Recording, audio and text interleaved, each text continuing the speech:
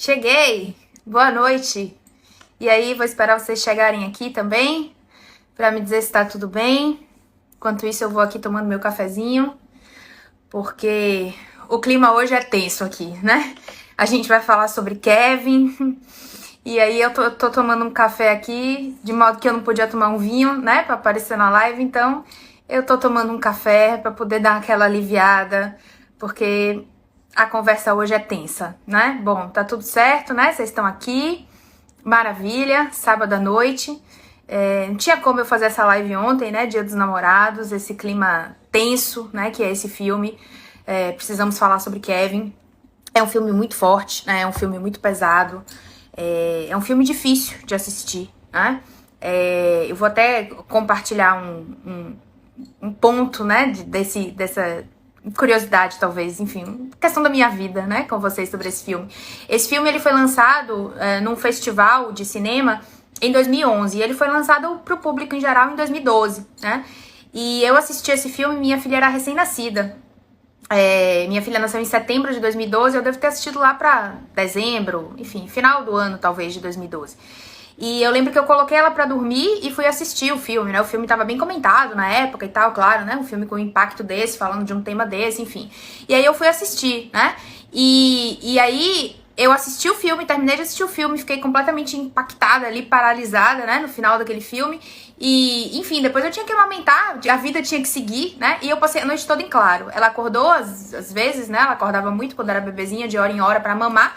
E entre uma mamada e outra, eu simplesmente não conseguia pregar o olho, né? Pensando no filme, impactada por esse filme, né? Algumas pessoas até no Instagram essa semana me deram esse feedback também, né? Do tipo, nossa, eu sou mãe e esse filme me impactou demais, né? E outras dizendo, como eu não sou mãe, então eu acho que me impactou menos. Bom, mas enfim.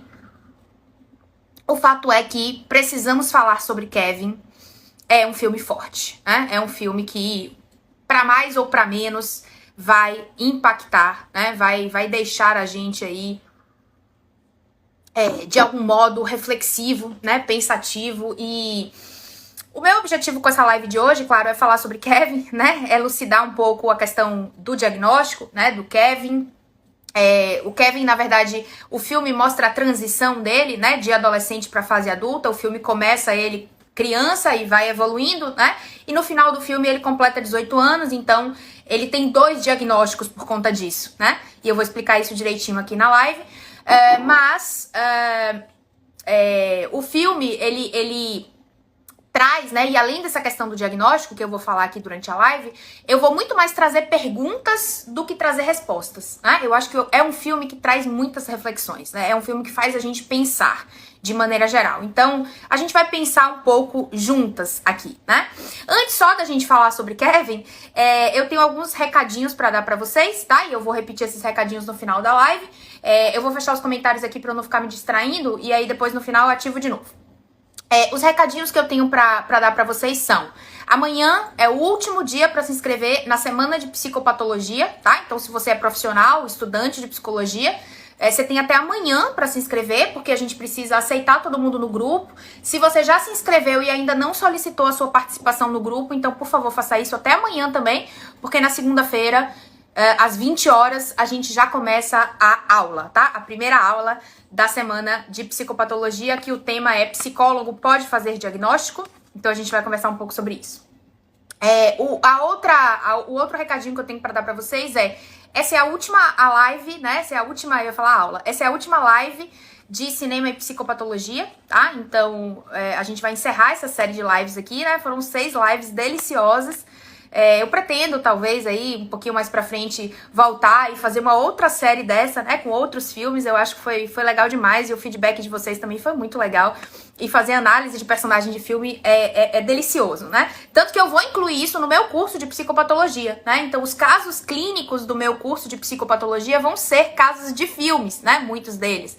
Enfim, tem alguns que não tem, né? Mas os que tiverem, eu vou dar prioridade, inclusive, a ser caso clínico de filme. Porque eu acho que é muito bacana, né? Todo mundo compartilha ali, todo mundo pode dar opinião. Acho que isso no curso vai ser muito legal. Então, a princípio, hoje a gente tá fechando essa série de lives aí com chave de ouro, com o caso do Kevin, tá? Então, a gente tá fechando hoje a série de lives. Vocês têm até amanhã pra se inscrever no curso, na semana de psicopatologia, tá? E aí, no final da semana de psicopatologia, no domingo, dia 21, a gente vai abrir as inscrições do curso para quem tiver interesse, tá? E todas as informações do curso, que as inscrições abrem domingo que vem, não esse agora, no próximo, dia 21, depois da semana, todas as informações estão no link da minha bio, tá? Então, depois que terminar aqui a live, vou deixar salva no IGTV, você vai lá no link da minha bio e clica lá, que você vai ver lá curso de psicopatologia. Esse é exclusivo para profissionais, vai ter todas as informações lá que você precisa saber, tá? Bom, então, vamos falar sobre Kevin, né? Não vou enrolar mais. Foi um filme lançado em 2011 num festival de cinema e depois em 2012 para o público geral. É baseado num livro, tá? Então, o livro tem o mesmo título, né? Precisamos falar sobre Kevin. É uma história fictícia, mas baseada em fatos reais. Então, a autora, ela revela que ela pegou vários casos, né? De chacinas dos Estados Unidos, inclusive Columbine, né? Que também tem um documentário bem interessante sobre, que é Tiros em Columbine, né? E ela pegou vários casos, né? De vários meninos norte-americanos que assassinaram pessoas na escola. E ela criou, né, esse caso do Kevin. Então, na verdade, muita gente até pensa, eu pensava também, né, durante um tempo eu pensei que Kevin existiu mesmo, mas na verdade é uma história fictícia, tá? Ele não existiu de fato, mas é baseado em fatos reais. Bom, o filme, ele traz as memórias de Eva, né? Eva é a mãe de Kevin, e o filme vai e volta na história o tempo todo, né? Então a gente vê Eva na vida atual dela, morando numa casa simples, né? Procurando emprego, se escondendo das pessoas na cidade, né? Tendo a casa pichada. Então a gente vê a vida de Eva atual permeada dos flashbacks das memórias dela, né? Uma coisa que chama muita atenção no filme, assim, que acredito que ninguém passou despercebido por isso, né? São os vários elementos vermelhos que o filme traz o tempo todo, tá? Então o filme, desde a primeira cena é aquela festa dos tomates, né? Que tá todo mundo num grupo grande de pessoas e todo mundo enlameado ali nos tomates, né? Que já remete a sangue aquilo ali, tá? E ao longo do filme, o filme vai trazendo o tempo todo elementos vermelhos, né? Então tem a cena dos tomates, que é a primeira cena de todo o filme, né? Comidas vermelhas ali, remetendo a essa questão do sangue, da morte. Você tem a casa dela, que é toda pichada de vermelho, o carro dela, né? A cena que ela se esconde no supermercado.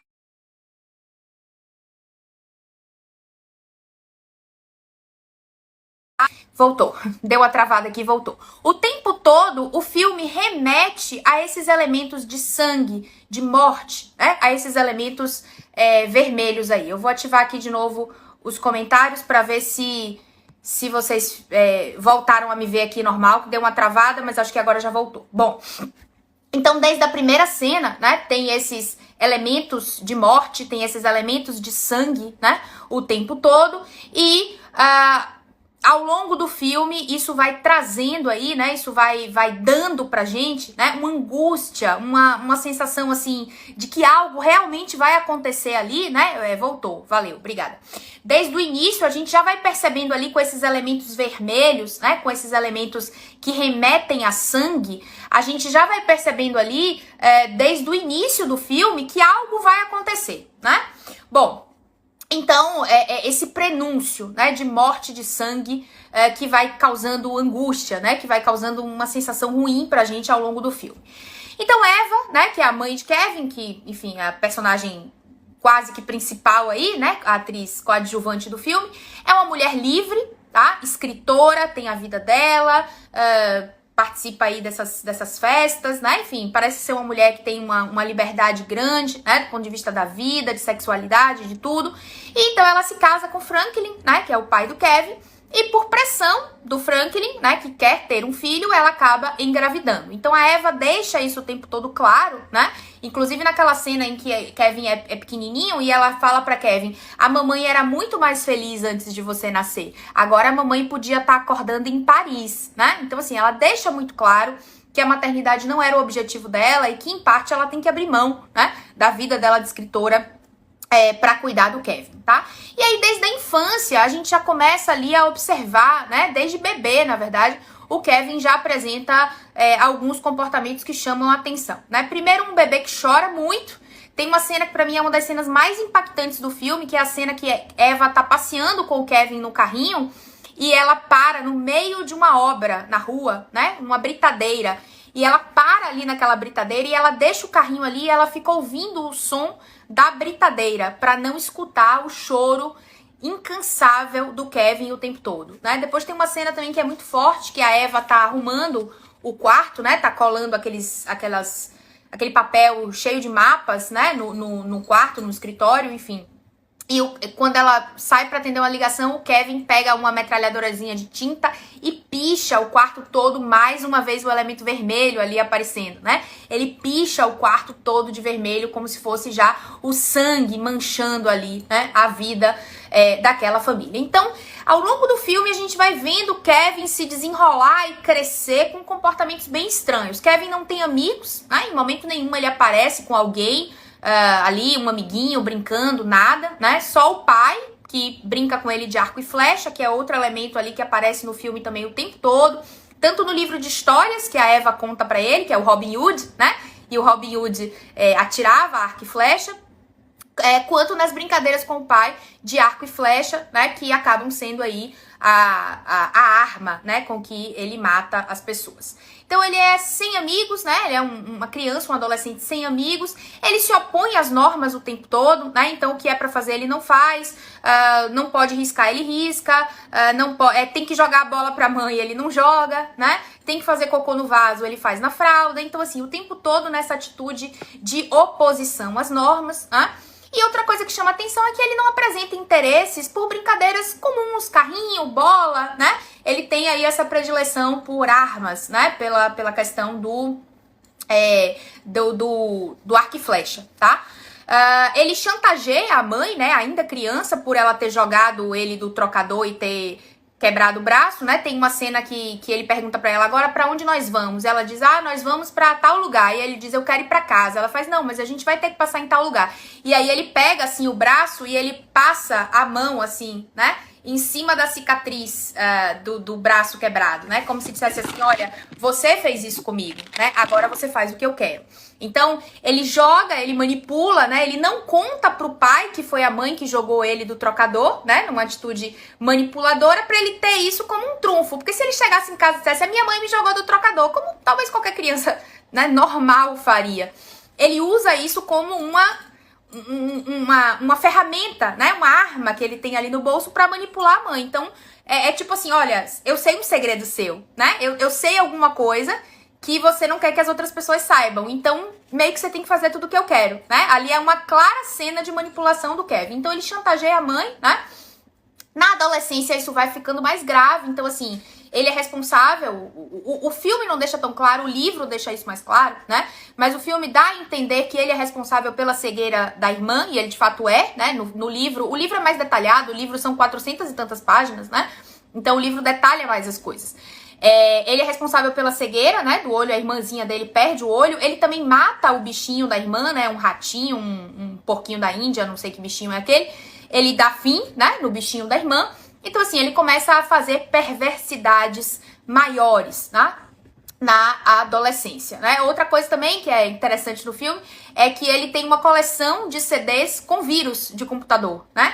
A mãe pega um CD que tá escrito lá, eu te amo, coloca no computador dela e o computador dá pau, né? Tipo, ela perde o computador porque ele faz coleção de CDs com vírus, né? E aí a mãe questiona até pra ele, que coisa... Por que você coleciona isso, né? Porque eu gosto, acho legal colecionar isso, né? Enfim. Então, a gente vê ali, né, já desde a infância, e isso vai ficando mais claro na adolescência, né, uma atitude altamente manipuladora do Kevin, jogando o pai contra a mãe o tempo todo. Então, com a mãe ele é terrível, com o pai ele tem uma atitude mais boazinha, né, e aí a mãe vai se queixar com o pai e o pai faz, ué, mas ele é só uma criança, né, não, Eva, olha, você precisa de ajuda, né, você não tá bem, Eva, né, porque ele é só uma criança, ele é só um adolescente, né, como que pode vocês achar que o Kevin faz essas coisas por mal, né? Ele não faz por mal. Então, enfim. O nome também, né, da personagem Eva não foi à toa, né? E a autora do livro revelou isso já em algumas entrevistas. Eva, né, biblicamente, foi a mulher que pegou a maçã, né? E cometeu o pecado original, tá? e carrega essa culpa, né? A Eva bíblica carrega a culpa de ter pego a maçã e ter dado a Adão e carrega esse pecado original. A Eva, né, do filme, do livro, também carrega essa culpa. Também vive se escondendo, né? Se esconde das mães dos colegas que o filho matou, é a mãe do assassino, é chamada de assassina, né? Então, em muitos momentos a gente vê ela saindo ali do tribunal do júri, onde o filho foi condenado, e as pessoas gritando pra ela, assassina, assassina, você também é culpada, assassina. Então, assim, ela carrega essa culpa, né, de ter esse filho assassino. E o livro, pra quem tiver interesse, assim, de aprofundar no tema, né, pra quem gostou do filme, assim, eu pessoalmente, normalmente eu gosto mais de livros, né, de maneira geral, eu gosto mais dos livros e acho que os filmes não fazem jus aos livros. Mas esse livro, especificamente, eu acho que o filme superou o livro, né, mas ainda assim vale a leitura. O livro são as cartas de Eva pro pai, depois que tudo já aconteceu. Então, Kevin tá preso, ela tá sozinha, o pai já morreu, né? E a gente só vai saber disso em um determinado ponto lá do livro. E ela começa a escrever pra Franklin, né? E contar pra ele o que tá acontecendo na vida dela agora, né? E aí ela fala muito dessa culpa, né? Ela fala muito... E o livro traz muito mais detalhe, né? O livro traz cenas, por exemplo, em que Kevin depreda patrimônio de outras pessoas, né? Joga pedras em carro de cima de uma ponte. Então ele tá numa ponte, os carros estão passando lá embaixo e ele tá jogando pedras, né? Então tem determinadas coisas, a questão do olho da irmã, né, que no filme fica meio subentendido, no livro isso fica bem claro. Então tem alguns detalhes a mais, né?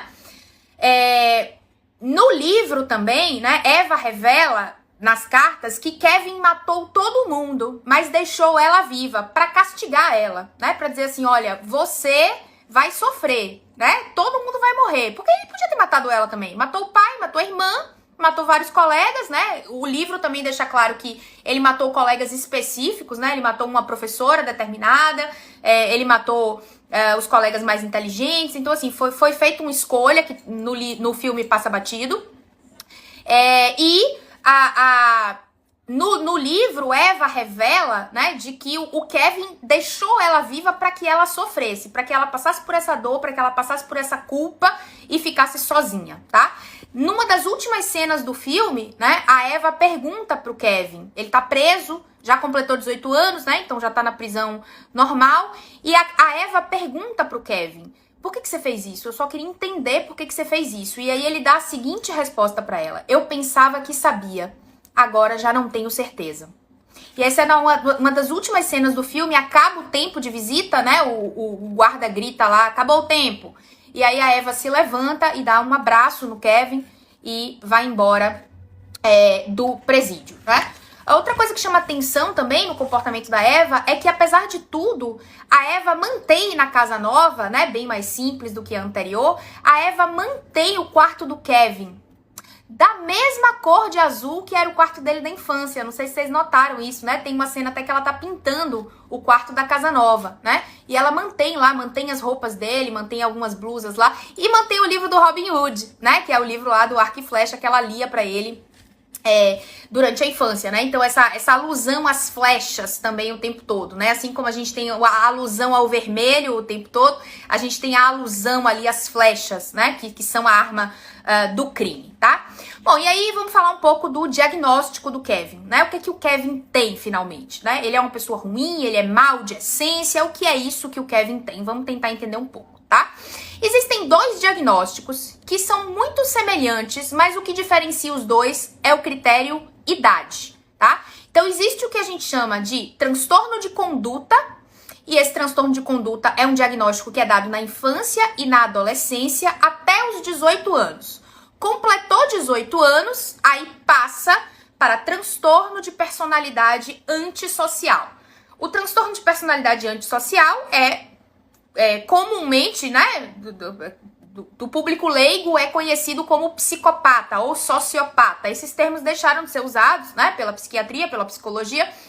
Hoje eles ainda são usados eventualmente em contexto forense, mas assim, para psiquiatria, para psicologia, hoje o que vale, né, é a classificação do DSM, e na classificação do DSM é transtorno de personalidade antissocial. Então, antigamente se chamava psicopata, hoje se chama personalidade antissocial. Mas isso depois dos 18. Então, o Kevin, no filme, a gente pega exatamente essa transição do diagnóstico dele, né?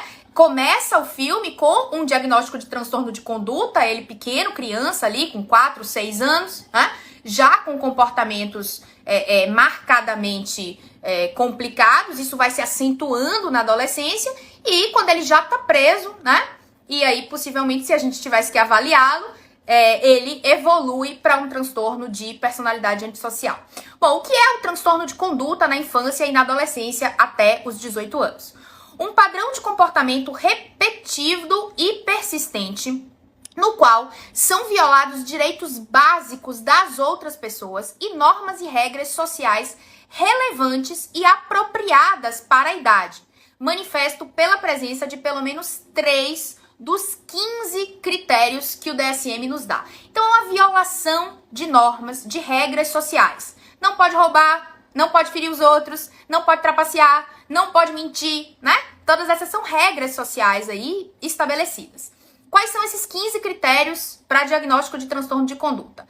Ameaça e intimidação aos outros, brigas físicas, uso de armas que pode causar danos aos outros, né? Predileção por armas, a gente vê isso lá no Kevin, né? Nas flechas. Foi fisicamente cruel com pessoas e animais. Kevin foi com pessoas e com animais, né? Ele matou o bichinho da irmã e feriu a irmã, machucou ela no olho. Roubo, né? No livro mostra, fala, né? De algumas cenas onde Kevin roubou coisas de colegas. Atividade sexual à força também. No livro tem uma alusão a uma situação com uma professora da escola, né? Que não fica bem claro se ela também abusou dele ou ele que forçou, enfim. Tem uma situação meio da questão sexual que no filme passa batido, mas no livro tá lá.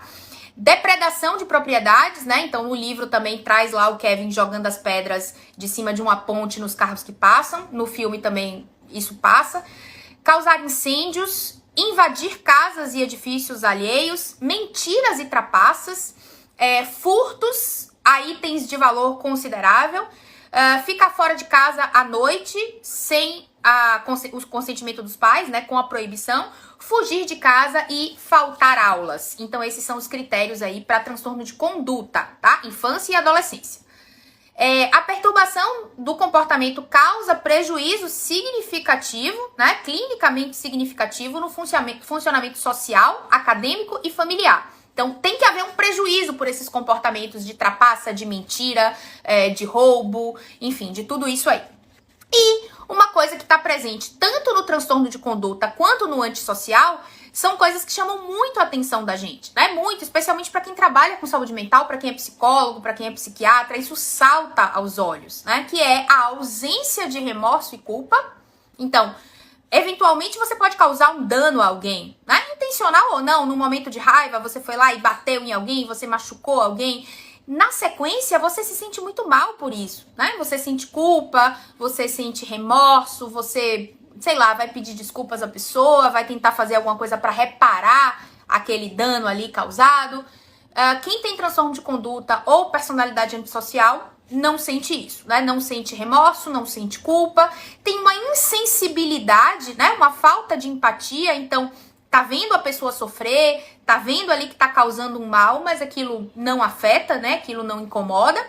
E um afeto superficial ou deficiente. Então é aquela pessoa que liga e desliga uma emoção, né? Tá aqui chorando, e daqui a pouco, tá tudo bem, né? Ou seja, eles usam as emoções também para manipular, né? Então tem algumas cenas do Kevin chorando que isso fica muito claro, né? Ele tá chorando lá, criança ainda com a mãe, e o pai chega ali, oi pai. Como se nada tivesse acontecido, né? Então, esse liga e desliga de emoções. Porque não é uma emoção verdadeira, né? Tanto o paciente com transtorno de conduta quanto o antissocial, ele aprende a manejar essas emoções. Então, ele observa, né, por modelação, como é que os outros fazem e ele passa a fazer também. Só que aquilo não é um sentimento verdadeiro, sabe? Não é um choro verdadeiro sentido. É uma manipulação ali para fazer com que as pessoas acreditem e caiam, né, no jogo, caiam na trapaça, caiam na mentira, enfim. Bom, qual é o prognóstico, né, dessas crianças e desses adolescentes que têm o diagnóstico de transtorno de conduta? A gente tem 2 prognósticos, tá? Algumas crianças iniciam, né, os comportamentos aí do transtorno de conduta após após os 10 anos de idade. Então, antes não tinha nenhum comportamento estranho, né? Não roubava nada, não mentia, era uma criança normal, tranquila, sem maiores problemas. Aí, a partir dos 10 anos, né, foi entrando nessa fase de pré-adolescência, e aí começou com esses comportamentos de roubo, de trapaça, de mentira, sei lá, de depredação, enfim. Essas crianças, esses adolescentes têm um prognóstico bom, assim, melhor, né? A tendência, a chance de remitir isso e quando ficar adulto, 18, 19, 20, isso atenuar muito e até remitir mesmo os sintomas, né? Passar a ser um adulto funcional, trabalhar, criar uma vida, né? Se engajar num trabalho, estudar, enfim, ter uma vida funcional é bem maior. Agora, o prognóstico de crianças que têm um diagnóstico anterior aos 10 anos de idade, que é o caso do Kevin, né? A gente vê ali comportamentos dele com 4 anos, né?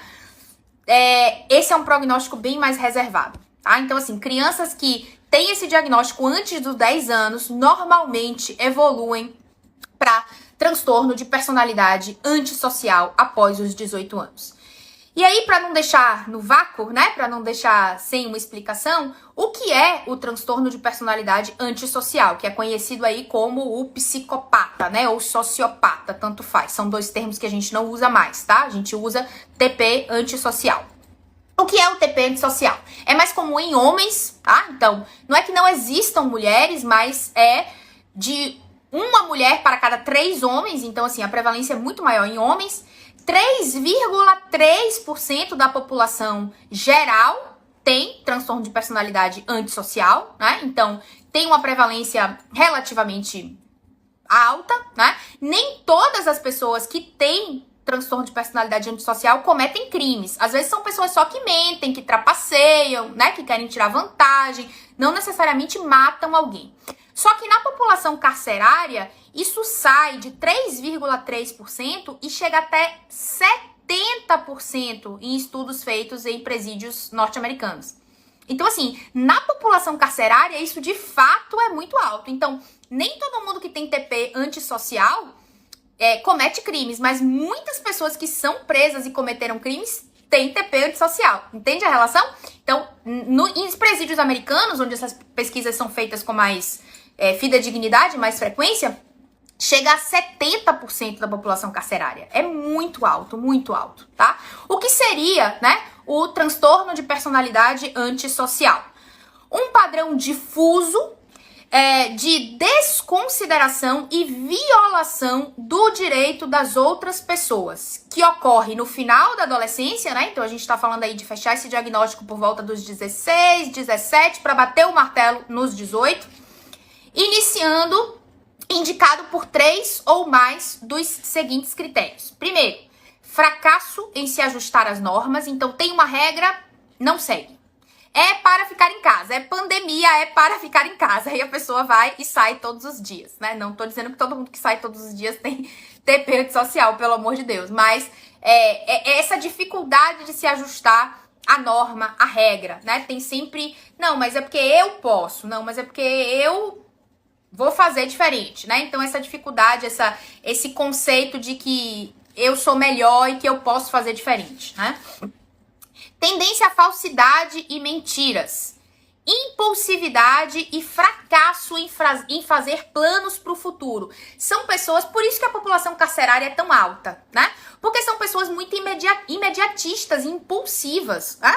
É tipo assim, eu posso ganhar, eu posso roubar aqui agora 5 mil.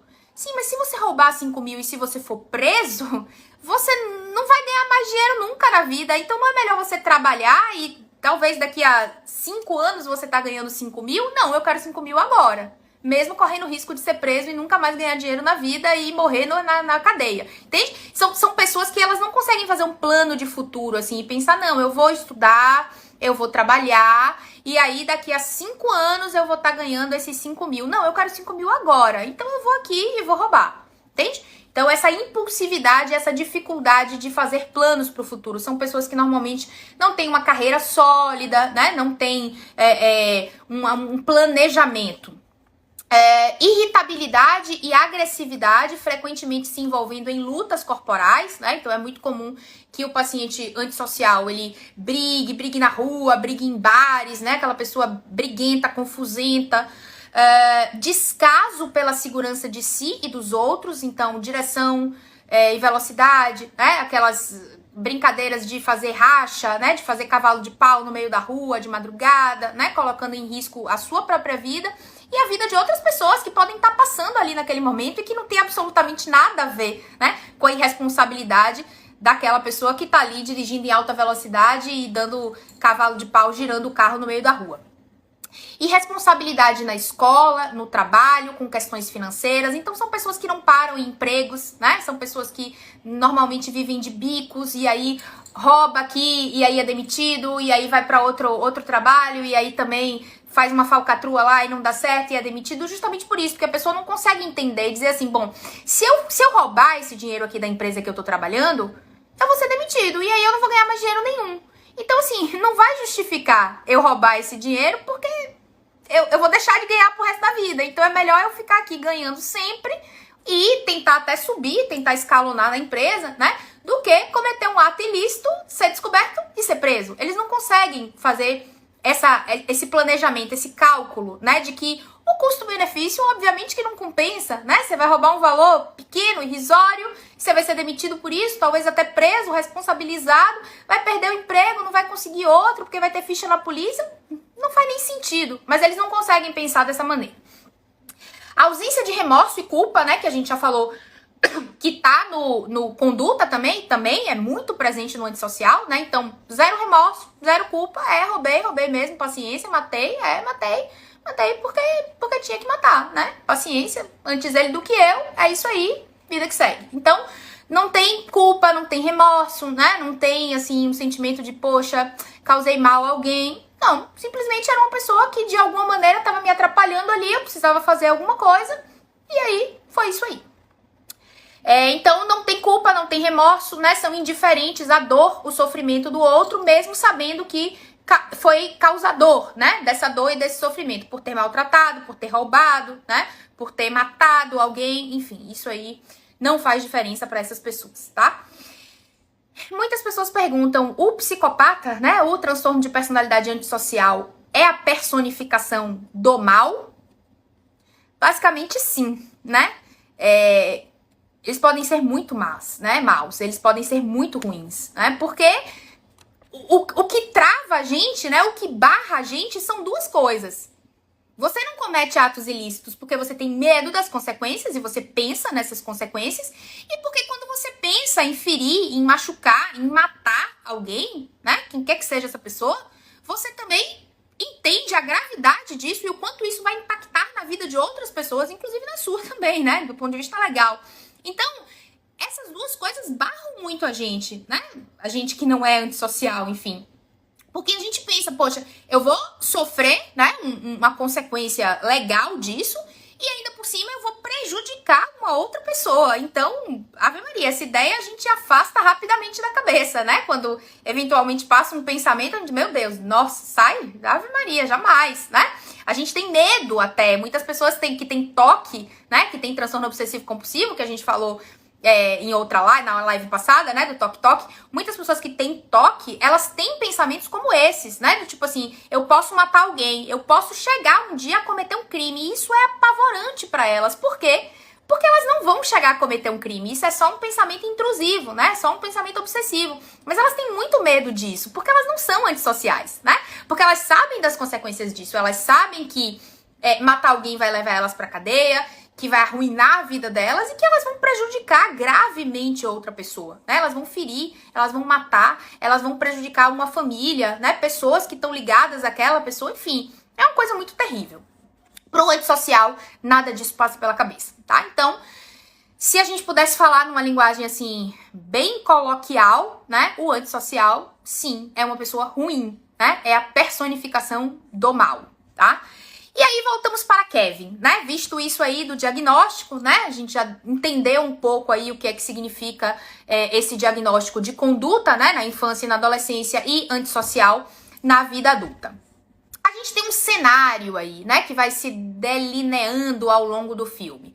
Uma mãe que chega para uma criança e diz que era mais feliz antes dele existir e que preferia acordar em Paris. Se ele não existisse, ela estaria acordando em Paris. Um pai omisso que concorda com tudo, né, e que encobre Kevin e vê nele um companheiro para brincar, para atirar arco e flecha. Uma irmãzinha, coitadinha, que é manipulada ali o tempo todo por ele, vai buscar um refrigerante pra mim, esse não, tá errado, sua idiota, vai buscar o outro, né? Então ela é o tempo todo agredida verbalmente, né, e fisicamente, quando ela perde o olho e quando ele mata, né, o bichinho dela, o ratinho dela, sei lá o que é, o hamster, não sei. Então, a irmãzinha é a que sofre, né, as agressões físicas, verbais, né, os insultos aí do Kevin, tá? Uma falta de diálogo total naquela família, então a gente vê em vários momentos os quatro sentados no sofá, né, a mãe numa ponta, o pai na outra e os dois sentados no meio, ninguém dá uma palavra ali assistindo a televisão, cada um olhando pra frente, igual a estátuas, né, então ninguém conversa, né, e acho que isso até é um trocadilho que é feito aí no título do filme, né, precisamos falar sobre Kevin, porque ali naquela família ninguém fala. Eva é condenada junto com Kevin, né? Então ela não matou ninguém, mas ela é condenada como assassina também, por ser mãe dele. Ela vive uma vida onde ela perdeu absolutamente tudo. Ela perdeu a casa, ela perdeu o marido, ela perdeu os filhos, né? Porque a menor foi morta e o mais velho preso por assassinato. E ela vive se escondendo, né, das mães dos outros adolescentes que o filho dela matou, né? Então tem aquela cena do supermercado que ela se esconde atrás das latas de tomate. Mas a mãe da menina viu, né, a mãe da Laura viu e quebrou os 12 ovos dela, né? E aí na hora do caixa, a moça do caixa abre e faz, estão todos quebrados. Ela diz, eu vou levar assim mesmo, porque ela só quer sair dali, né? E a mulher tá lá assim, olhando pra ela, como quem diz assim, sua assassina, né? Você é corresponsável pela morte da minha filha. Então, a Eva, ela é condenada, né? Mas o que eu queria trazer, assim, que eu acho muito importante da gente entender, né? Tanto os profissionais, óbvio, já têm esse entendimento, mas especialmente pra você que é leigo, a Eva não é culpada pelo transtorno do Kevin, né? A Eva não é culpada pelo que aconteceu, tá? Por que que a Eva não é culpada? Por que essa dinâmica familiar, né? Um pai omisso, uma mãe que não queria ser mãe, né? E com as dificuldades dela aí com a maternidade. Por que isso não é responsável pelo que aconteceu com o Kevin, pelos crimes que o Kevin cometeu? Porque, vocês já sabem aqui, vocês me vêm falando isso todos os dias aqui no Instagram, todo transtorno mental tem causa multifatorial. Então, se a gente disser que a Eva é culpada, a gente está atribuindo uma única causa ao transtorno do Kevin. Quando, na verdade, a gente sabe que tem fatores genéticos, ambientais, familiares, é um dos fatores, mas não é o único, né? Questões da própria personalidade, do temperamento do Kevin, ou seja, tem muitos pontos envolvidos nisso, tá? Por isso que a gente diz que todo transtorno mental é multifatorial. Então a Eva, ela não é culpada. Mesmo não querendo ser mãe, mesmo, ela deu o melhor de si, né? E a gente via ali um esforço dela pra sair com o filho, tem aquela cena que eles vão pro restaurante, né? A gente vê ali ao longo do filme o esforço dela pra estar presente, pra ser uma boa mãe. Então assim, a Eva não é culpada, tá? Isso é bem importante que vocês tenham em mente, né? Então, pra gente fechar esse carrego, né, que é o Kevin, essa coisa pesada que é esse filme, umas considerações finais aqui pra gente fazer um fechamento de raciocínio.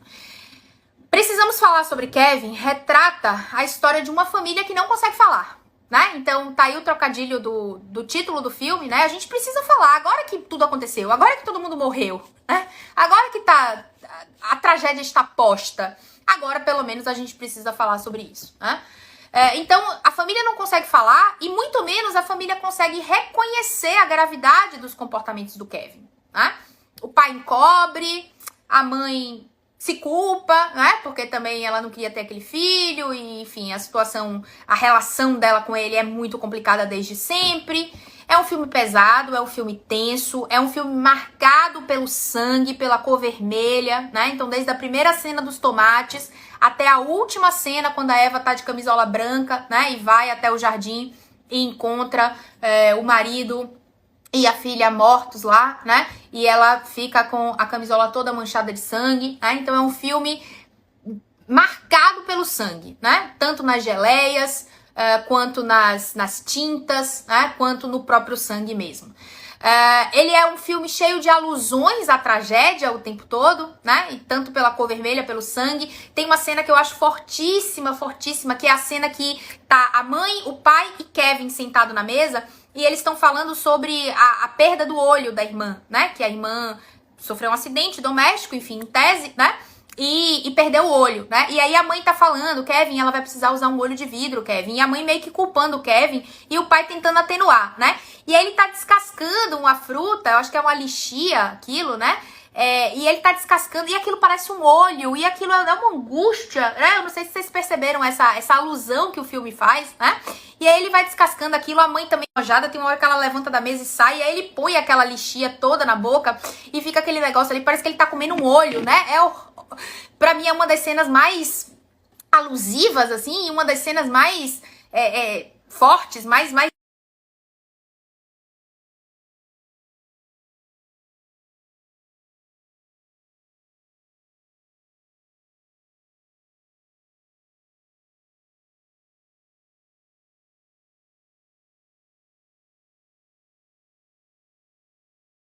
alusão ao sangue, né? Alusão ao vermelho, alusão a essa coisa do olho, né? Da lixia que é comida ali pelo Kevin, enfim.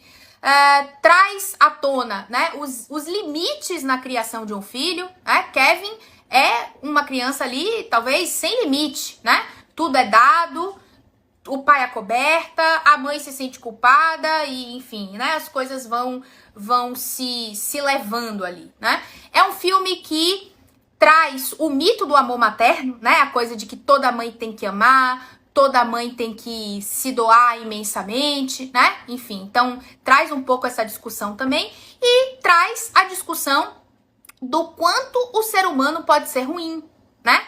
Do quanto que a gente pode chegar aí no limite da maldade, né? E o que é essa maldade, o que é o transtorno, como que eles se imbricam aí, né? O transtorno e a maldade, enfim. E aí ficam algumas perguntas, né? E essas perguntas eu vou deixar para vocês, né? Eu quero que vocês talvez reassistam o filme, né? Que é o Precisamos Falar sobre Kevin. Talvez reassistam o filme para a gente tentar responder essas perguntas, porque essas perguntas são sem resposta dentro da psicologia e da psiquiatria, tá? As perguntas são: será que um tratamento psicológico para Eva e para Kevin, ali naquela infância, quando Kevin pegou a espingardinha, né, de tinta e pichou a parede toda do quarto, será que ali, uma intervenção ali, tanto para Eva, né, quanto pro Kevin, uma intervenção com psicólogo, talvez com psiquiatra, né, teria evitado o pior? Como é que Kevin teria evoluído se ele tivesse tido um tratamento na infância? Como é que seria, né, a vida do Kevin e da Eva se em algum momento ali, durante a vida dele, alguém tivesse dito: vamos parar aqui, vamos cuidar disso aqui, isso aqui tá estranho, isso aqui tá errado, né? Vamos voltar para os eixos. O que teria acontecido? Será que ele teria evoluído mesmo para um diagnóstico de antissocial? Ou a gente teria uma melhora nesse quadro, né? Será que o Kevin é essencialmente ruim e um tratamento, então, não adiantaria? Existe ser ruim e existe ser bom? A gente pode fazer essa diferença entre as pessoas? Ou todo mundo tem uma parte ruim e todo mundo tem uma parte boa, né? A gente não tem respostas ainda para isso dentro da psiquiatria e da psicologia, por um motivo simples, né? Complexo, na verdade, mas simples de certa forma. A gente não sabe dizer quantos por cento, né, é biológico, quantos por cento é social, quanto por cento é familiar, né? Ou seja, desse diagnóstico, dessa multifatorialidade dos transtornos, que percentual cabe a cada coisa? Porque se for 80% genética, por hora a gente não tem muito o que fazer. Mas se for 20% genética e 80% família e ambiente, talvez uma intervenção precoce nessa família e nesse ambiente pudesse mudar o curso das coisas, né? Mas a gente não tem essas respostas, tá? Essas respostas aí, elas ficam em aberto, né? E a gente não sabe o que é que poderia acontecer com Kevin caso ele tivesse uma intervenção precoce aí, né? Tanto a mãe, quanto o pai, quanto o Kevin, enfim. Todo mundo ali tivesse um acompanhamento, né? Enfim, eram essas aí as minhas considerações, né? Muita gente perguntando se tem cura. Nada na psiquiatria e na psicologia tem cura, tá? Então, transtorno de personalidade antissocial também não tem cura, tem controle. O tratamento do antissocial é muito difícil. Por que é muito difícil? Porque existem duas categorias de transtorno dentro da psicologia e da psiquiatria. Os transtornos que a gente chama de egodistônicos, que são aqueles que o indivíduo percebe como estranhos a ele, e os transtornos egocintônicos, que são aqueles que o indivíduo percebe como parte dele, né?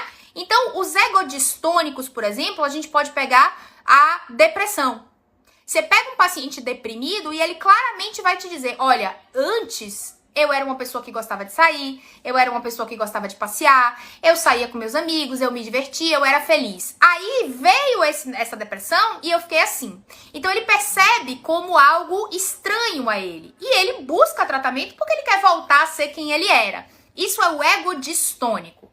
Agora, o egocintônico é de personalidade. É aquilo que eu digo assim, eu sou assim. Esse é o meu jeito de ser, né? Essa é a minha forma de lidar com as pessoas. Eu sou desse jeito. Então, isso é egocintônico. Eu percebo como algo meu. Se é algo meu, se é algo que eu não vejo como um problema, como que eu vou buscar tratamento? O tratamento psicológico e psiquiátrico depende do desejo, da vontade, do incômodo do indivíduo. Se eu não me incomodo com isso, se eu não sinto culpa, né? O paciente antissocial não sente culpa, não sente remorso, não sente dor, não se incomoda com o que ele faz com os outros. O problema não tá se tem tratamento ou não tem tratamento. Tratamento tem. A questão é, o paciente vai se implicar no tratamento? Ele vai perceber a necessidade desse tratamento? Se ele não sofre, se ele não tem dor, se ele não tem remorso, culpa, nada, né? Então, um indivíduo que não é antissocial e mata alguém por qualquer motivo, por um acidente, sei lá, um acidente no trânsito, né? Tava lá no carro, pá, atropelou alguém e matou. Nossa, essa pessoa vai ficar enlouquecida, essa pessoa vai buscar um tratamento psicológico pra lidar com isso, né? Ela vai... Por quê? Porque há uma culpa ali, ainda que não tenha sido um homicídio doloso, né? Com dolo, com intenção, tenha sido culposo, sem intenção, mas ainda assim... né? É uma dor, é uma culpa grande, porque mesmo sem a intenção de matar, matou. Agora, imagina uma pessoa que matou alguém e não sente nada. Matei porque tinha que matar. Pessoas morrem, né? E daí? Pessoas morrem, e daí? É assim. Então, uma pessoa que pensa dessa maneira, né? Pessoas morrem, e daí? Todo dia morre gente. Matei, paciência, né? Tudo bem, vida que segue. Ela vai procurar um psicólogo, um psiquiatra pra quê? Você procura um psicólogo, um psiquiatra quando você tá bem? Quando você tá feliz? Quando tá tudo ótimo na sua vida? Claro que não. Você procura porque você sofre. E aí o grande problema do antissocial não é que não tenha tratamento. É que não tem sofrimento para buscar esse tratamento, né? Esse é o ponto. Essa é a questão. Então, assim, eventualmente esses pacientes são, né? Essas pessoas são tratadas ou...